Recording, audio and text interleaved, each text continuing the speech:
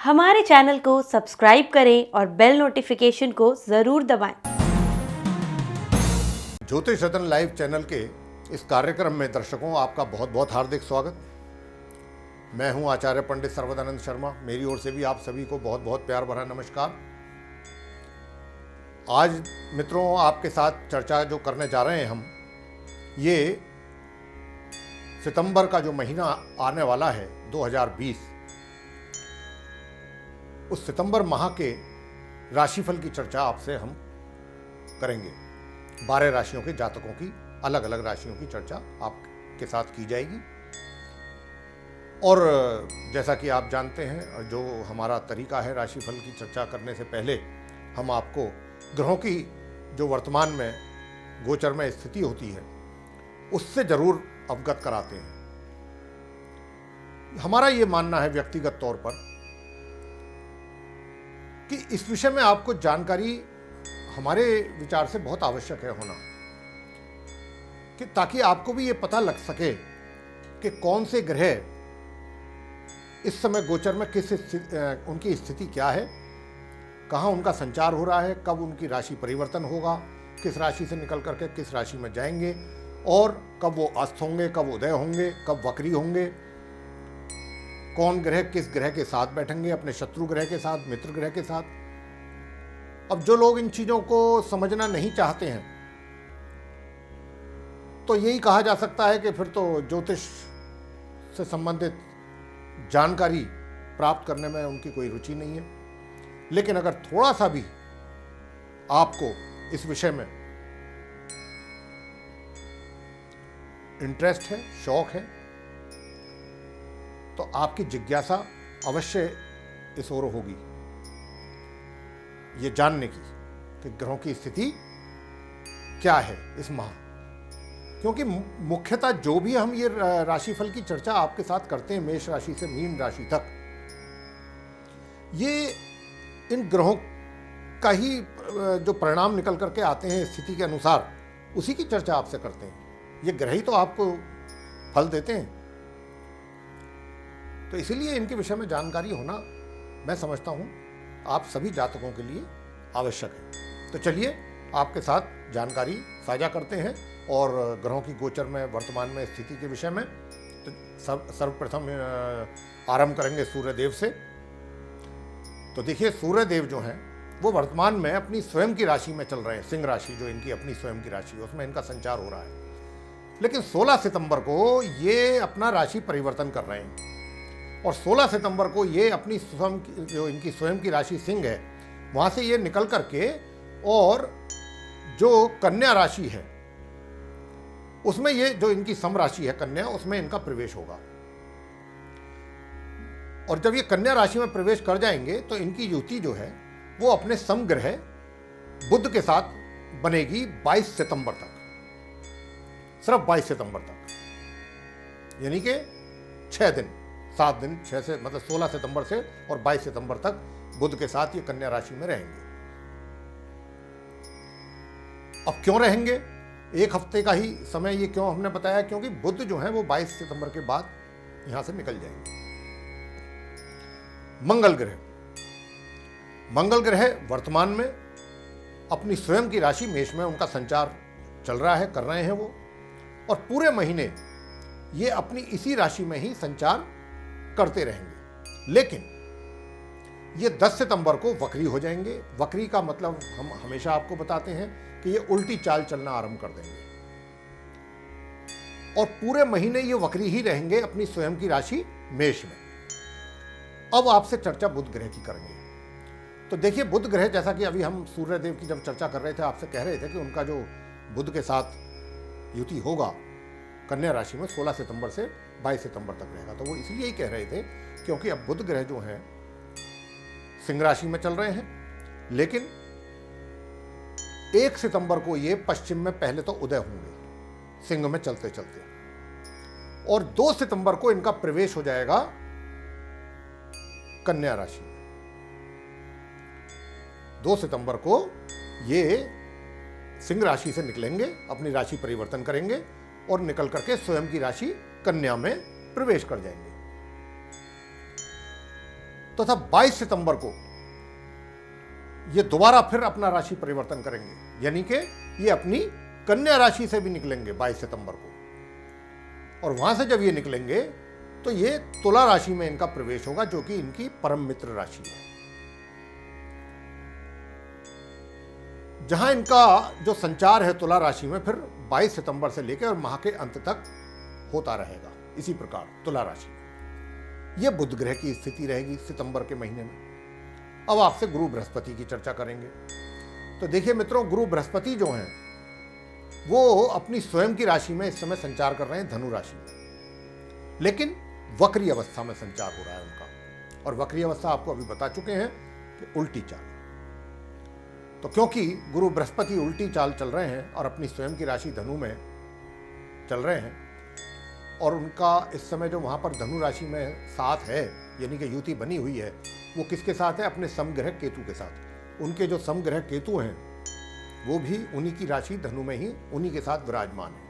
केतु भी उसी राशि में संचार कर रहे हैं। तो वहां पर गुरु की जो है वो युति, लेकिन ये युति बहुत कम टाइम रहेगी।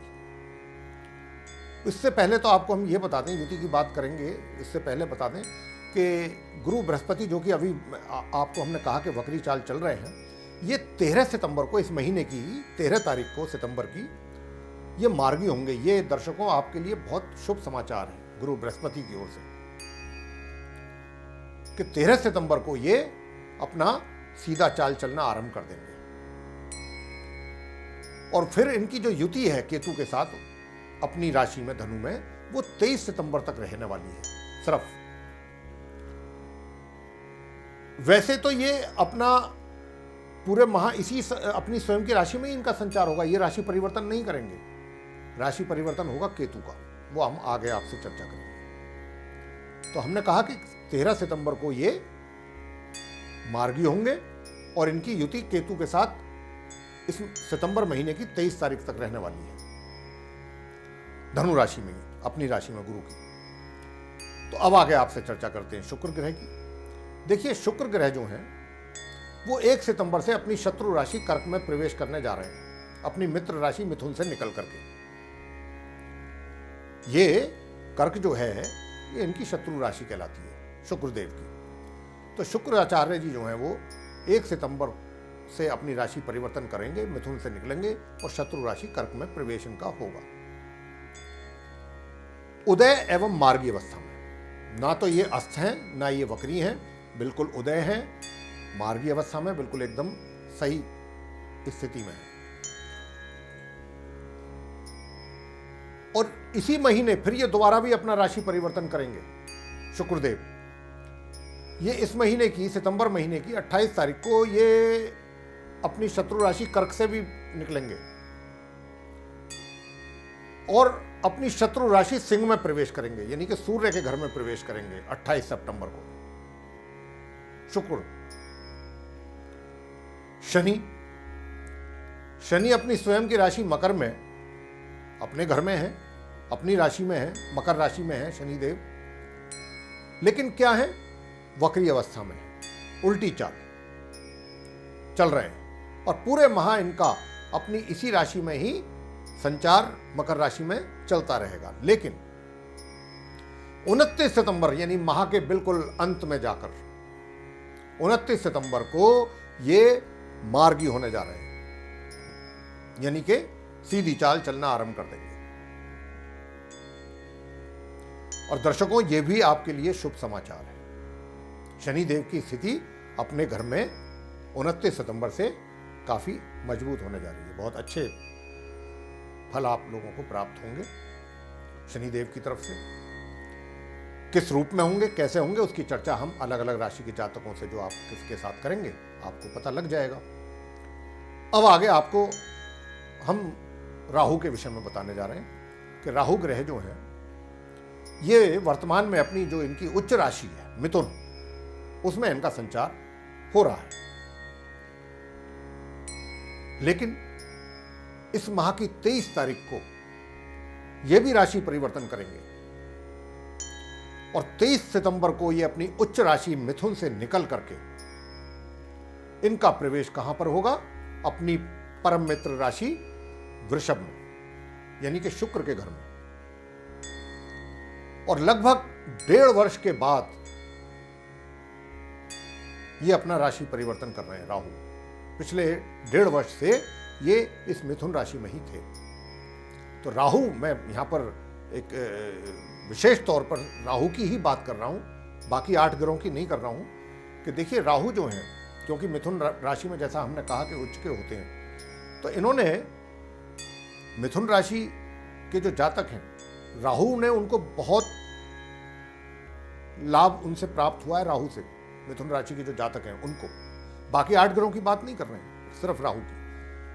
राहु से बहुत लाभान्वित रहे हैं मिथुन राशि के लोग पिछले 1.5 वर्ष। और कन्या राशि के लोगों को भी बड़ा लाभ प्राप्त हुआ है राहु से। अब वो आगे इनका क्या फल भिन्न भिन्न राशि के जातकों को रहेगा, उसकी चर्चा भी आपसे अभी राशि की जब करेंगे तब आपको पता लगेगा। अंत में केतु ग्रह की बात आपसे कर लेते हैं। तो देखिए केतु ग्रह, मैंने अभी कुछ इशारा किया भी था आपसे जब गुरु बृहस्पति की बात चल रही थी कि वो धनु राशि में वक्री अवस्था में संचार हो रहा है उनका, लेकिन 13 सितंबर को वो मार्गी होंगे और 23 सितंबर तक उनकी युति धनु राशि में गुरु बृहस्पति की केतु के साथ बनेगी। तो वही चीज़ अब यहाँ पर आपको मैं थोड़ा खुल के बता देता हूँ केतु के विषय में। तो देखिए जो केतु ग्रह हैं, ये वर्तमान में, जैसा कि बार बार चर्चा कर रहा हूँ मैं इस बात की, कि धनु राशि में ये संचार कर रहे हैं। धनु राशि इनकी अपनी उच्च राशि कहलाती है। गुरु सम, जो इनके सम ग्रह हैं वो गुरु बृहस्पति हैं और उनके साथ इनका संचार चल रहा है। लेकिन क्योंकि 23 सितंबर को केतु भी अपनी राशि परिवर्तन करेंगे और धनु राशि से ये निकलेंगे। और धनु राशि से जब ये निकलेंगे तो ये वृश्चिक राशि में प्रवेश करेंगे, जो कि इनकी अपनी मित्र राशि है केतु की। ये भी 1.5 वर्ष के बाद अपनी राशि चेंज करने जा रहे हैं। राहु और केतु ये दोनों एक ही साथ एक ही समय अपना राशि परिवर्तन करते हैं, आगे पीछे नहीं करते, दोनों का एक साथ होता है। ये 180 डिग्री एंगल पर रहते हैं हमेशा। तो मित्रों, ये जो हमने अभी आपसे चर्चा की है, ये उन 9 ग्रहों के विषय में की है कि जो इस सितंबर के महीने में उनकी क्या स्थिति रहेगी, इसके विषय में हमने आपसे चर्चा की है विस्तार से। अब इन 9 ग्रहों का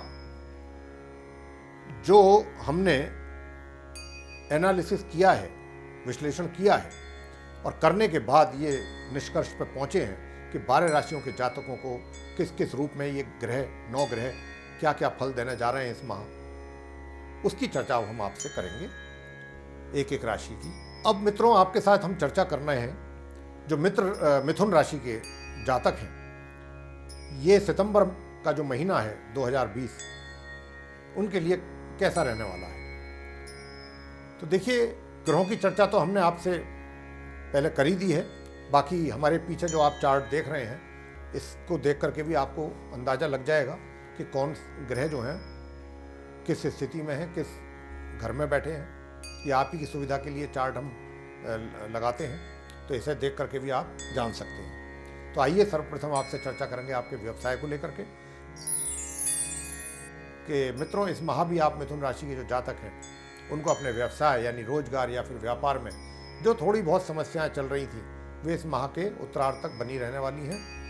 हालांकि पिछले लंबे समय से आप अपने कार्य क्षेत्र में समस्याओं एवं कठिनाइयां होने के बावजूद भी बहुत ही चतुराई और बहुत होशियारी के साथ उनको हैंडल कर रहे थे और उनको हल करने की कोशिश आप करते रहे, तथा काफ़ी हद तक ऐसी बहुत सी समस्याओं पर आपने काबू भी पाया है, उनको सॉल्व किया है बड़े अच्छे ढंग से। लेकिन अब माह के उत्तरार्ध में ग्रहों की स्थिति, जैसा कि हमने आपको आरंभ में बताया था कि ग्रहों की स्थिति बदल रही है, जिसके विषय में हम आपको जानकारी दे चुके हैं पूरे विस्तार से।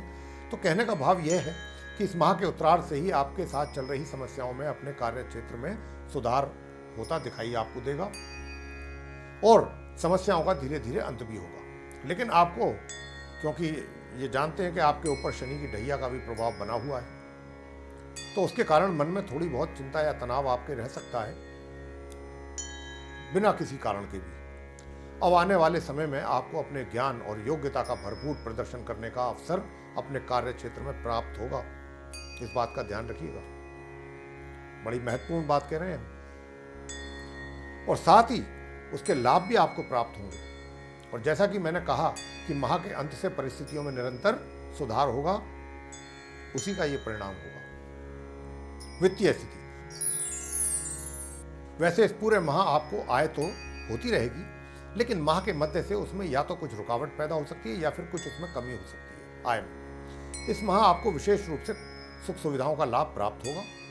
यह भी संभव है कि आप कोई नया वाहन आदि भी खरीद लें, इस बात की भी पॉसिबिलिटी है। सवारी सुख की पूर्ण संभावना बनी हुई है इस माह। और या फिर सुंदर भवन का निर्माण भी आप कर सकते हैं या कोई घर खरीद सकते हैं अपने लिए। प्रेम संबंध, इस माह इस बात की बहुत अधिक संभावना है कि आपके द्वारा किए जा रहे प्रयास अपने प्रेम संबंधों को विकसित करने के लिए वो एक तरफा ही साबित होंगे। मतलब दूसरे साइड से आपको रेस्पॉन्ड नहीं किया जाएगा। किसी भी प्रकार का कोई सकारात्मक उत्तर की आपको अपेक्षा नहीं करनी चाहिए। वैसे अभी आने वाले काफी समय तक हालात मुझे कुछ इसी प्रकार के दिखाई दे रहे हैं आपके मिथुन राशि के जो जातक हैं उनके प्रेम संबंधों को लेकर के। आगे हम आपसे चर्चा करेंगे पारिवारिक संबंधों के विषय में। जानना चाहेंगे मित्रों के इस पूरे माह वैसे तो आपके अपने परिवार के सदस्यों के साथ संबंध बहुत मधुर रहेंगे, लेकिन बीच बीच में यदा कदा कोई किसी छोटी मोटी बात को लेकर कुछ वैचारिक मतभेद बन सकते हैं। छोटे भाई बहनों का सहयोग पूर्ण रूप से प्राप्त होगा। अपने मित्रों के साथ कुछ मतभेद पैदा हो सकते हैं और विवाहित व्यक्तियों के वैवाहिक जीवन में जो चल रही समस्याएं हैं वो माह के अंत में कुछ कमी आपको अवश्य महसूस होगी उसमें आती हुई। शिक्षा, तो जो छात्र प्राथमिक शिक्षा प्राप्त कर रहे हैं, शुरुआती शिक्षा, प्राइमरी शिक्षा जिसको कहते हैं, उनके लिए सफलता का समय है। तथा माह के उत्तरार्ध से जो छात्र बड़ी कक्षाओं में शिक्षा प्राप्त कर रहे हैं, सामान्यतः परिणामों की प्राप्ति उनको अच्छी हो पाएगी। वैसे उन्हें इस माह अपने अधिक परिश्रम करने पर बल देना चाहिए, हमारा यह सुझाव है, अगर अच्छे परिणाम चाहते हैं। संतान, इस माह आपको अपनी संतान के द्वारा पूर्ण सुख प्राप्ति में कुछ कमी महसूस होगी अपनी संतान के सुखों में, या दूसरे शब्दों में कहें तो आंशिक चिंता बनी रहेगी संतान को लेकर के। लेकिन माह के उत्तरार्ध में जाकर के थोड़ी चिंता में आपकी कमी हो सकती है।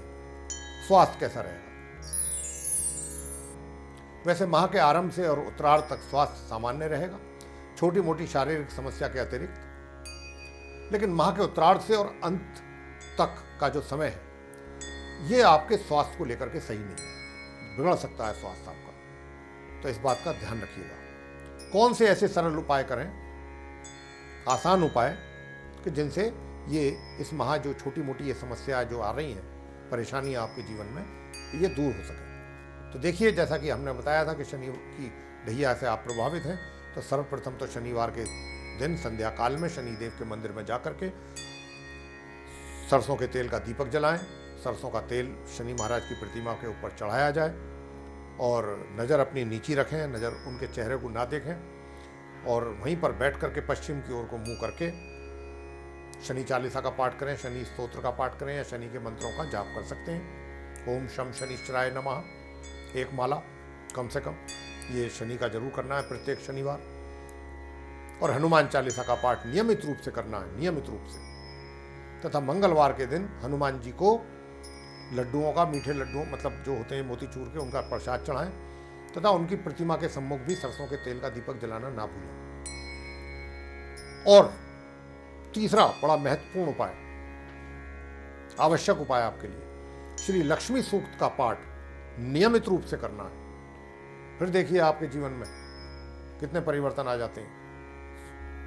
तो ये था मित्रों आप मिथुन राशि के जातकों का माह सितंबर 2020 का राशिफल। आपको पसंद आया है तो आप इसको लाइक कीजिए, शेयर कीजिए, चैनल को सब्सक्राइब कीजिए, साथ ही जो बेल आइकन है उसको भी दबाएं, ताकि जो भी हमारे कार्यक्रमों के नए वीडियोस हैं वो आप तक आसानी से पहुंच सकें और आप समय अनुसार उन सभी वीडियोस का लाभ उठा सकें। इसी के साथ बहुत बहुत धन्यवाद। जय माता दी।